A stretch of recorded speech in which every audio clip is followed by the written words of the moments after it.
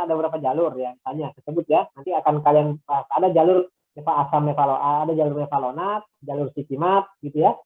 Nah, itu ada 4 ya, ada 2 lagi ya saya sebutkan.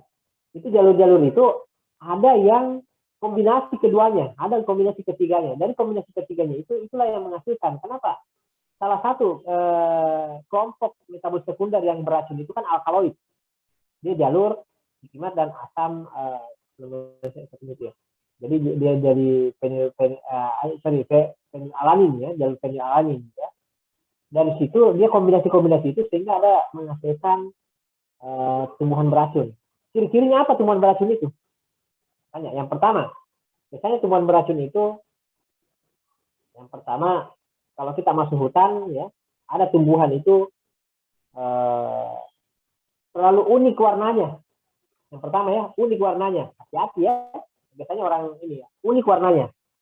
Kemudian, kenapa unik warnanya dan tidak tersentuh? Maksudnya tidak ada bekas-bekas ini kalau kita masuk hutan itu lihatnya begitu. Jadi kalau ada tumbuhan buahnya lengkap di dalam hutan gitu ya, tidak ada yang sentuh-sentuh, berarti itu ada namanya, ada prospeknya, ada di kita curigai.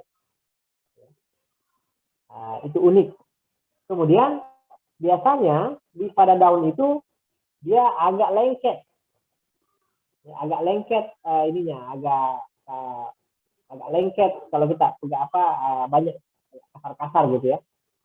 Kemudian yang ketiga, kalau kita misalnya kebetulan dikunyah nih pahit, ya itu. Nah, kenapa bisa seperti itu? Memang ada kelompok tertentu yang bahkan dia beracun, ada mitosekunder sekunder nanti. Tapi justru di farmasi tumbuhan-tumbuhan seperti itu ya, meskipun ada yang tumbuhan beracun, ada juga yang tidak ya. Pada tumbuhan tertentu itu yang ditakar bisa dimanfaatkan sebagai obat. Gitu ya. Kalau orang pertanian tidak mungkin gunakan. Kalau apalagi namanya, kalau mekanismenya kenapa bisa menghasilkan seperti itu, saya tidak bahas dulu hari ini ya, karena ada nanti mata kuliahnya kita akan ketemu ya. Dan itu ingat pertanyaan ini harap disimpan terus, ditanya kalau mata kuliah bahan alam gitu, tanya terus ya. Ini pertanyaan-pertanyaan dasar karena ini yang dipelajari. Gitu. Saya belum bahas karena kalau mau bahas untuk mekanisme biosintesis saja itu 3 pertemuan saja, itu hanya biosintesis gitu ya. Jalur mevalonat itu 1 pertemuan gitu ya, supaya larinya apa nanti dia, ada minyak atsiri, di mana minyak atsiri itu ini kalau kita sekarang panjang ya seperti itu. Itu dulu Cynthia ya, nanti kita akan diskusi di mata kuliah yang lain ya. Baik, terima kasih Bapak. Ya, silakan selanjutnya Nur Hikmah. Baik Pak, terima kasih atas kesempatannya. Perkenalkan, nama saya Nur Hikmah Ulia Putri, saya dari Prodi S1 Farmasi Umum kelas B.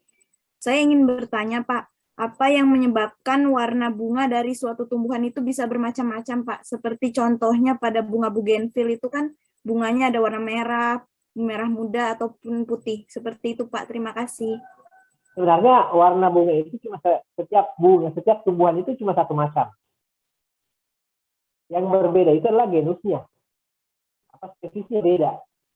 Ya, spesies itu banyak, misalnya pisang ya. Pisang itu kan satu jenis pisang tapi buahnya macam-macam gitu, banyak jenisnya gitu ya.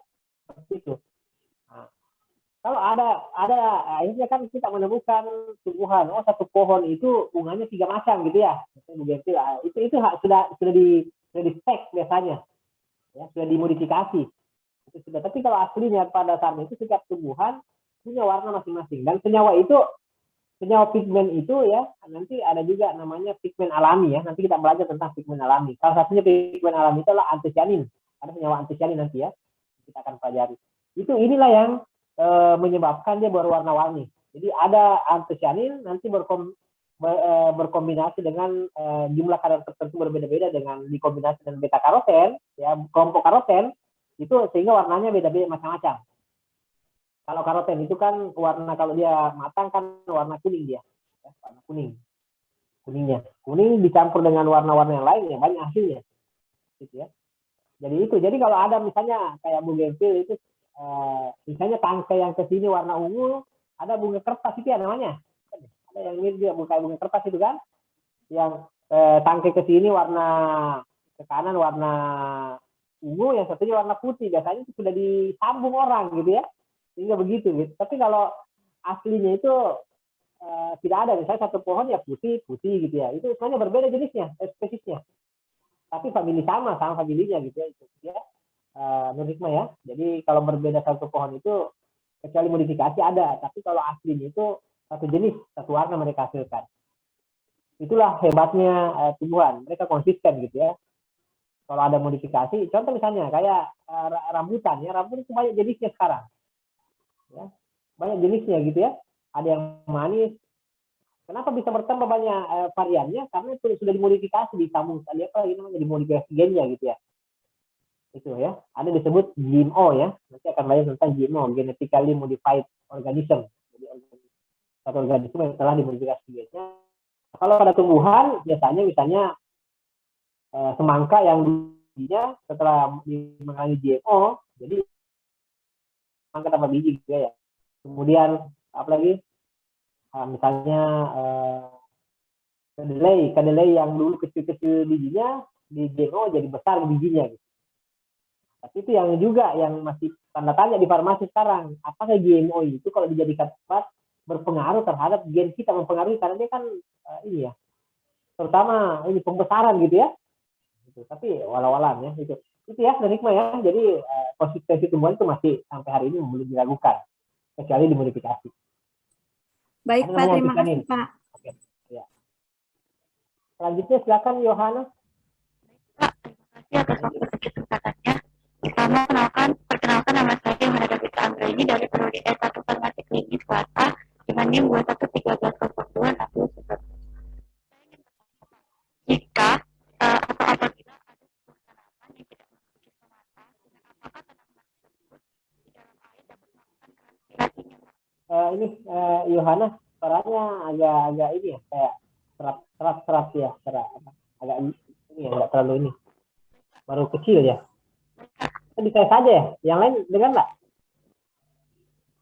Tidak.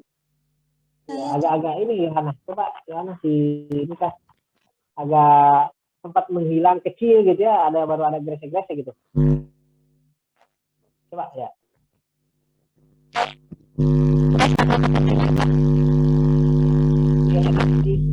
Ya.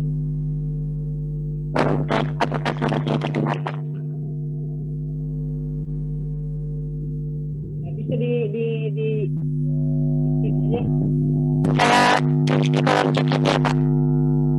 ya, di kolom chat aja, saya nggak bisa dengar. Ya, silakan di ini aja. Ya, sambil saya tunggu ininya Yohana, silakan Ridho Afandi, silakan. Assalamualaikum warahmatullahi wabarakatuh. Perkenalkan, nama saya Ridho Afandi Rahman dari Prodi S1 Farmasi Klinis kelas A. Jadi pertanyaan saya itu Pak, tentang pohon beringin Pak. Itu kan di bawah sudah ada akarnya. Terus yang di atas ada akar gantungnya Pak. Yang akar yang di bawah kan untuk menyerap air di bawah tanah segala macamnya. Kalau yang akar gantung itu gunanya apa Pak? Terima kasih Pak. Ya, sebenarnya macam-macam ya akar ini ya, apa, kalau sebenarnya apa, kalau ini kan ya, jadi kenapa, karena bagian ini kan tiap ini juga beda-beda ya, jadi dia merupakan tumbuhan yang mudah hidup di mana saja gitu ya. Kenapa? Karena dari setangkai bunga yang dibawa oleh binatang ke tempat lain, dia bisa menjadi individu beringin gitu ya. Atau kita potong batangnya ya, lempar kemana bisa jadi individu dia di sana. Kenapa? Karena di bagian ini jaring akar di batang itu banyak, terutama di bagian kulit ya, di luar kambium. Banyak yang akar di situ. Jadi itu mudah terbentuk. Nah, kalau dia pada kondisi tinggi, pada posisi di atas, dia kebetulan dia di situ lembab terus, maka pasti tumbuh meristem akar di situ, maka tumbuh akar dia. Gitu ya. Jadi kalau fungsi akar itu tetap konsisten juga, bahwa akar itu fungsi tadi itu menyerap gitu ya, menyokong gitu ya, tetap fungsinya sama. Cuma kalau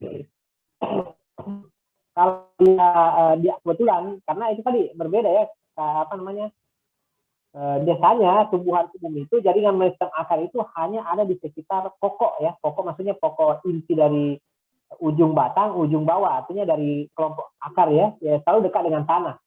Tapi untuk tumbuhan tertentu ya, tumbuhan tertentu itu terutama ini yang kita bahas hari ini lah, beringin ya. Beringin itu di setiap kulit-kulit batangnya itu ada jaringan meristem akar di situ. Dan itu jaringan meristem akar itu bisa menjadi apa saja, bisa menjadi daun, gitu, bisa apa jaringannya yang kalau dia tumbuhnya di situ agak kering, maka dia akan terbentuk daun. Tapi kalau dia lembab, dominan nutrisinya cukup, dia membentuk akar, maka dia akan membentuk akar. Itulah yang menjadi akar gantung ya. Jadi ujungnya itu akar gantung akan biasanya ke bawah. Nah, beda hanya dengan akar napas ya. Ada akar di daerah-daerah misalnya bakau ya. Itu untuk membantu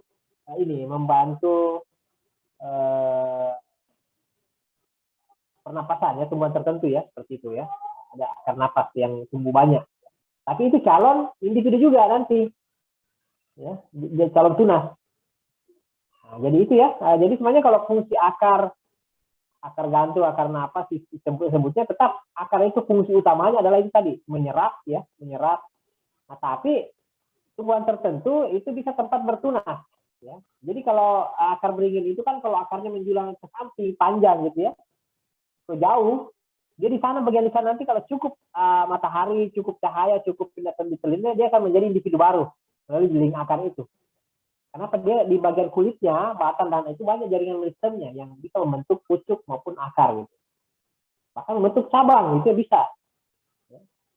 Dan kenapa dia bisa subur begitu? Kenapa? Karena mereka banyak daunnya kan. Apalagi namanya beringin itu kan daunnya banyak, rimbun ya. Makanya kalau siang hari itu sejuk sekali beringin itu. Kalau dimatikan sulit. Yang jadi masalah adalah terkait mitos ya. Itu walau-walau itu beda lagi. Karena setiap sesuatu tidak kita manusia yang tidak ditinggali kita, mereka ya alam lain itu mungkin namanya di situ katanya. Kan kalau mungkin kita jangan, kalau kita sering nongkrong di bawah pohon beringin itu ya mungkin dia tidak terganggu juga, dia akan pergi. Nah, itu. Tapi pada malam hari hati-hati ya di bawah pohon beringin itu, jangan heran kalau ada tiba-tiba orang pingsan, badannya membiru. Kenapa? Karena beringin itu pada malam, pohon yang seperti itu pada malam hari itu sangat kekurangan oksigen. Makanya kalau kita mau camping sebenarnya ya, kayak ke hutan gitu ya, kalau mau tidur jangan tidur di bawah pohon. Kecuali siang hari, kalau siang hari enak tuh di bawah pohon, sejuk. Ya. Tapi kalau pada malam hari itu orang ngerti orang naik gunung itu pasti terbuka dia ya. Kalau dia mau pasang tenda pasti enggak mau di bawah pohon. Kalian takut tertimpa ranting gitu ya, tapi sebenarnya bukan tertimpa ranting, tapi itu intinya adalah kita akan rebutan oksigen oleh tumbuhan malam hari. Karena mereka daunnya banyak, kita saati ya, kita kan, seperti itu ya. Jadi akar ya, kembali ke akar tadi, sebenarnya bahwa akar itu fungsinya tetap sama meskipun berbagai mekanisme terbentuknya beda ya. Ini sudah apa dia? Terima kasih, Pak.